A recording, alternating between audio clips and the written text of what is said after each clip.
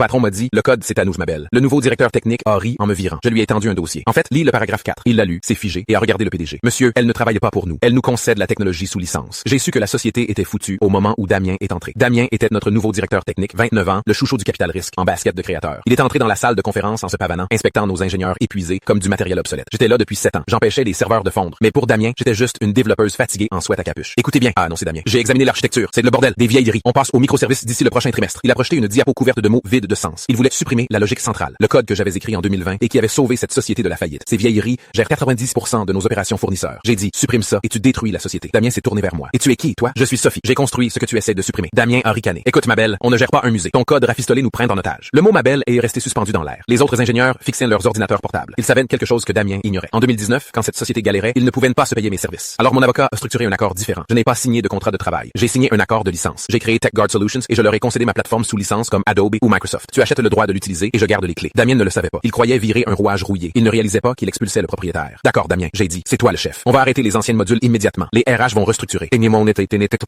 J'ai vérifié mon téléphone. Mon contrat de licence se renouvelait tous les trimestres. Le paiement était dû dans 3 jours. Le paragraphe 4 précisait ce qui arrivait s'il modifiait ou dépréciait mon logiciel. Le jeudi, mon accès système a été révoqué. J'ai vérifié mon compte professionnel. Les frais trimestriels étaient dus à minuit. Aucune transaction en attente. Il me ghostait. Il pensait qu'il possédait le code. L'absence de paiement dans les 24 heures constituait une rupture de contrat. J'aurais pu le prévenir, mais je me suis souvenu de ma belle. Alors, j'ai laissé le temps filer. Vendredi, 16h. Les RH ont envoyé une invitation à une réunion. Le virage du vendredi. J'ai pris la chemise cartonnée contenant mon contrat. Damien était dans la salle de réunion B. Bras croisés, suffisant. Brigitte des RH était assise avec des papiers. On met fin à ton emploi avec effet immédiat, a dit Damien. Indemnité standard. Vous mettez fin à notre relation professionnelle complètement. C'est ce que virer veut dire, ma belle, a lancé Damien. D'accord. J'ai fait glisser mon badge et mon ordinateur portable. Je ne suis plus employé. Bien, la sécurité va t'escorter dehors. Attends, maintenant, on discute de la relation fournisseur. Quoi? J'ai ouvert le dossier. J'ai fait pivoter l'accord de licence vers eux. Ma société, TechGuard Solutions, concède sous licence la technologie qui fait tourner vos opérations. J'étais juste le support sur site. Damien Henry. C'est de vieux papiers. On possède tout. Lis le paragraphe 4. Tout le code reste la propriété exclusive du concédant. On vous accorde des droits révocables conditionnés au paiement ponctuel.